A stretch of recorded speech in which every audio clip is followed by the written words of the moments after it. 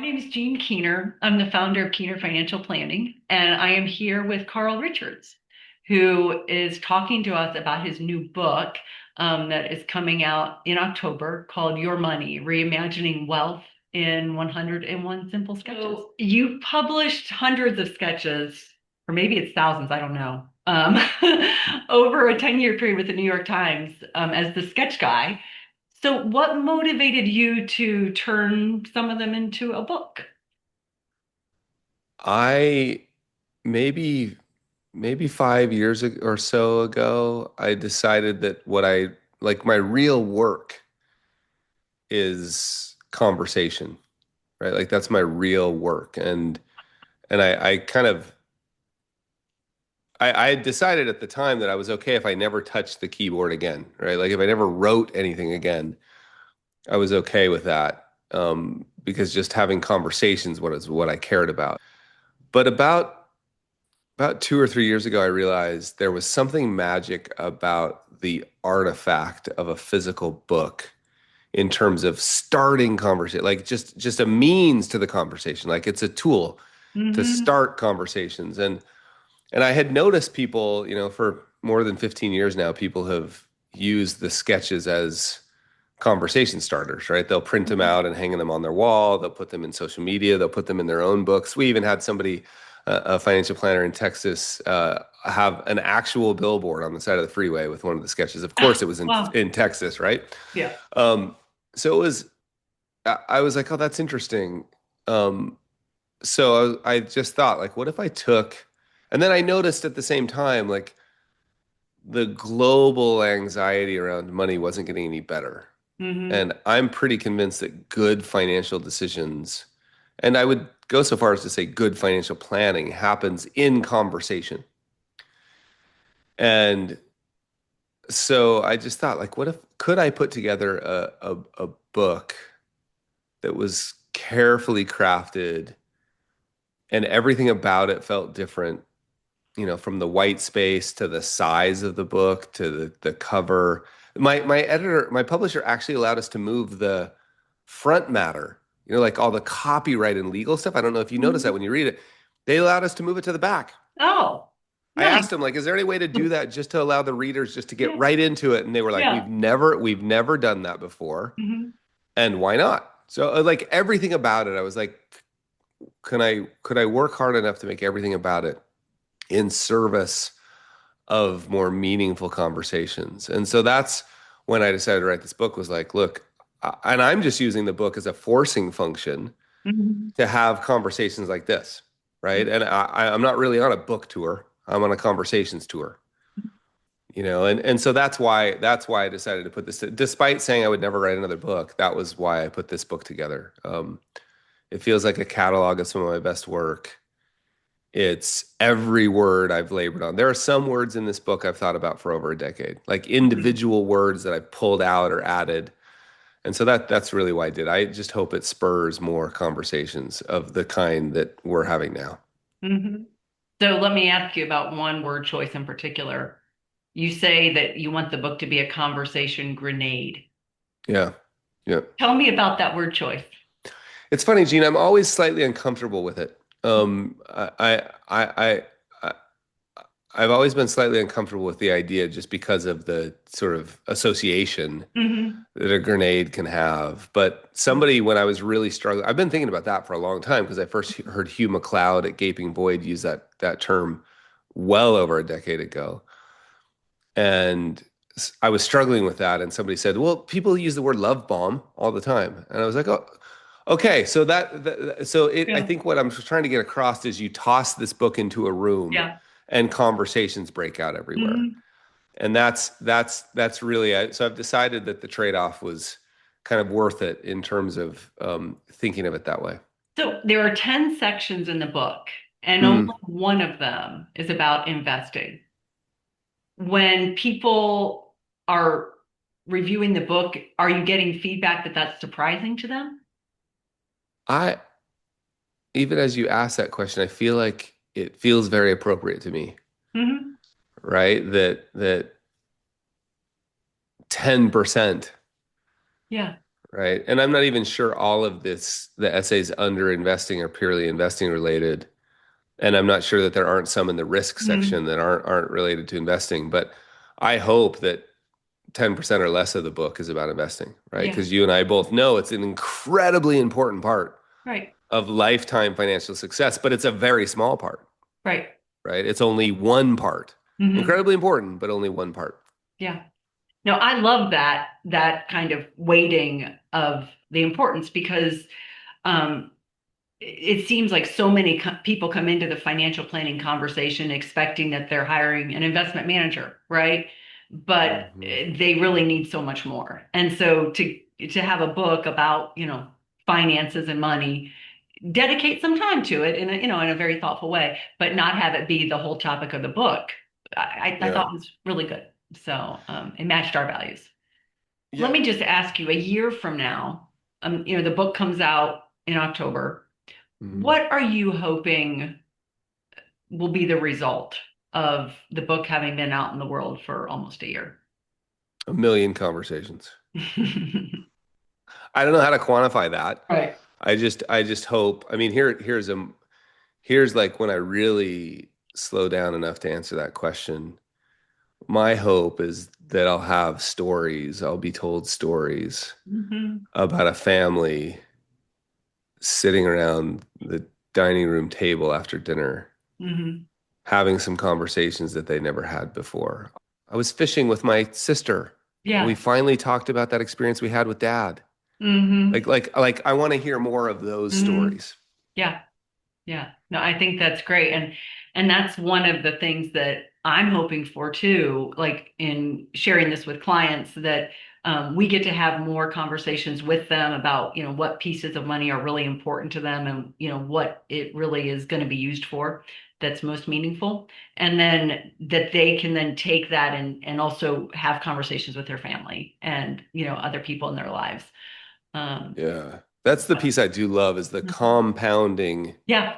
sort of impact of those Yeah. types of conversations Yeah. because I know my daughter who's going into her junior year is having conversations with some of her roommates that she would not have had Hmm. because of some of the conversations we had, Yeah.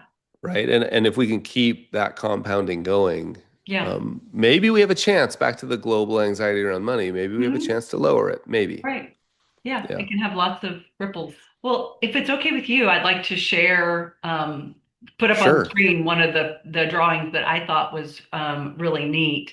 Yeah. Um, it is this drawing number 4 um, Mm. that talks about my view of money and your view of money. I was just wondering if you could maybe, share a little bit about why you included this and why you chose to put it so early in the book. Yeah, so this is an early, really early piece of work. Like this was a sketch I did. I bet it was in the first like 10 for the column. So it's Mhm.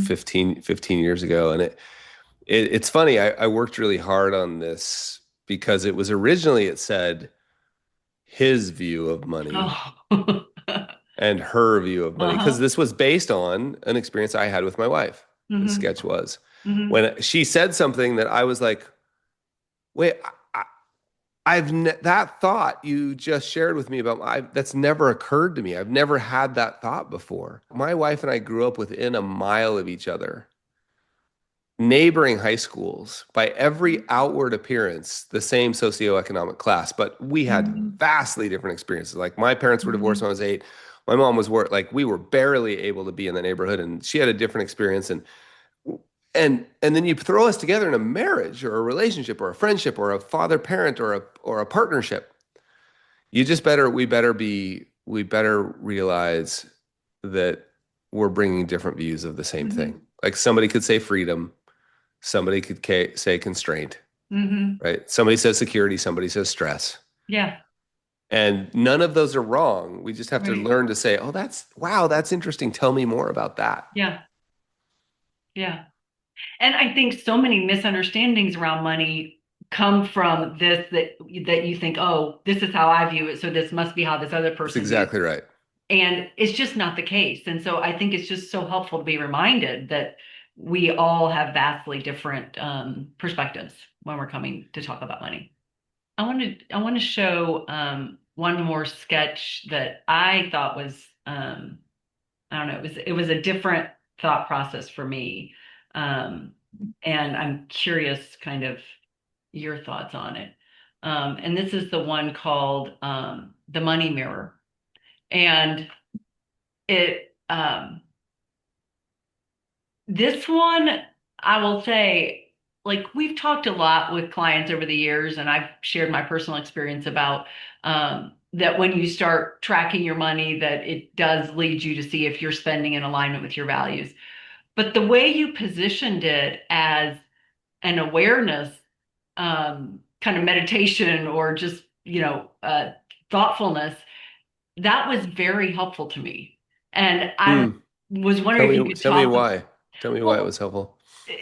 because it kind of put it in the category of, instead of budgeting being a chore and I Mm. have to track my spending, to being something that, when I'm gonna, do a meditation or have some quiet time, I look forward to that. I'm like, oh, that's going to be helpful for me. It's going to help me, become more aware Mm. of what I'm doing. And so to put budgeting into that same category was a shift. Mm.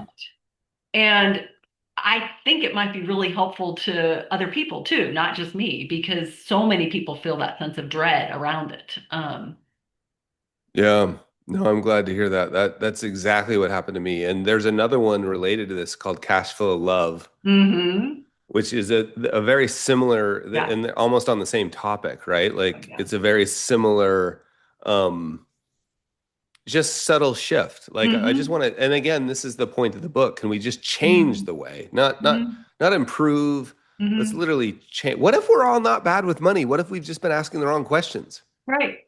Right. Right. And so I think if you start to realize um like with cash flow love and budgeting equals awareness that um I just think of like excess cash flow, free cash flow, or even like if I'm running a business, profit Hmm. as permission Hmm.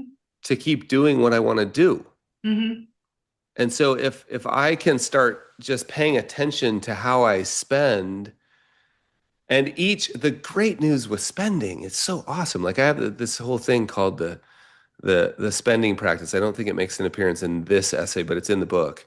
Hmm. I think there's an essay called the spending practice where you get so many reps a day. Like because like spending is the most common thing we do with money. Right. On average, something like 15, 16 times a week, but I think that number is probably low. And every time, if we just took 3 seconds to just say, "Oh, it isn't that interesting," Hmm. right? Like I just spent without the shame that we're so conditioned to have. You blew the budget. You're such a Right. spendthrift. Right. Flick yourself with the rubber band. Like all of get rid of all that and just start Hmm. saying, "Oh, isn't that interesting? That's really Hmm. interesting. I just spent Hmm. $7.97 at Jimmy John's. Hmm. That's interesting." And if I think, I mean, I'm always hesitant to put numbers on it, but I think you can get a huge piece of the value of tracking every single dollar, Hmm. which again is a great exercise. But I think you can get a Hmm. huge piece of the value out of it by just becoming really aware every time you spend. Hmm. So, Carl, we need to wrap up. I'm just curious, is there anything else that you think would be great to share with people who may be watching this? Yeah, I think if we were a little more kind, mainly to ourselves and to others, of course, but mainly to ourselves about this idea that we don't really know how to talk about money Hmm. because most of us were taught not to talk about it. So in specifically money, politics, sex, and religion, like don't talk about it. Hmm. Let alone, not, it's not that we weren't taught anything about it, we were taught not to talk about it. Right. And then, one of the kids says, "Boy, the neighbors must be rich. They just bought a new boat." And you say, "That's none of your business," like I did once. Hmm. And then you sort of realize, like, I saw in the rearview mirror. It was in the car, and my son was in the car when he said that. And I saw the confused look on his face in the rearview mirror, and I was like, well, that's probably not good. I don't know what to do about it, but that's probably not good. If we can just give ourselves permission now to enter those spaces and say, and I've even been using the language. I've told my kids, like, listen, I'm really clumsy with this. And nobody taught me how to do it. What you're watching is a dad that doesn't know how to talk about money with his kids because nobody taught him how to do it. Mhm. So can we just give ourselves permission to make mistakes, to be clumsy? Can we Mhm. have a timeout rule when it gets sensitive and you can Mhm. go on a walk, I can go on a walk, like, but let's hang in there, right? Mhm. And I think if we can just find ways, simple ways, like I had this conversation with one of my kids on the podcast on 50 Fires where I asked my oldest daughter what her first memory of money was. Mhm. That's a great conversation for a walk with a kid or a spouse or a partner or a friend. Like, can we just give ourselves permission to to not run from those conversations, to understand there will be tension, that the tension's not bad, right? Like in fact, it keeps bridges up. Do you know what I mean? So Mhm. Yeah. that's the only thing I would share is just give Mhm. yourself permission to start talking more about it because the thing you think money is, the hand wavy people on the financial pornography network yelling buy, sell, those sorts of conversations that like that, fine. That's like a circus clown juggling, fine. That Mhm. entertaining, whatever. But that's not what we need more of. What we need more of is like, why are we doing this? Because I think a life of meaning and significance, right, will have some relationship to how we're spending our time and our money and our energy and our attention. Yeah, for sure. It's really great. Hmm. Yeah, so we're going to be inviting our clients to attend your book launch Oh, fun. on September 30th. Yeah, I think that's going to be a neat session with Ron Lieber. And Yeah. then we plan to get copies to have in our office to give away to our local clients, and then inviting them to participate in a book club that we're going to hold in November. Oh, So that's so fun. Thank you for doing that. yeah, well, thank you for writing the book. The last sketch is the number 101 is the one about gratitude, and I thought that was a really neat way to end the book too. So Yeah, that's where the like that's the reason it's 101 is it was sort of like, hey, I need a like a benediction, if you will, right. a state. And then I was like, oh, it turns out I have a sketch for that. So yeah, I'm just really grateful that anybody, right? Like sometimes you just work away. I mean, I'm in the hills in Utah, you know what I mean? Just sort of working away, wondering if anybody's listening. And it's so gratifying to have conversations like this and the ones that I hope the book will spark. So Yeah, it's that attitude of gratitude was intentional. yeah, awesome. Well, thank you, Carl. It's been awesome talking to you. I really appreciate the time and the openness to share your thoughts on this. Well, thank you, Gene. We'll talk again.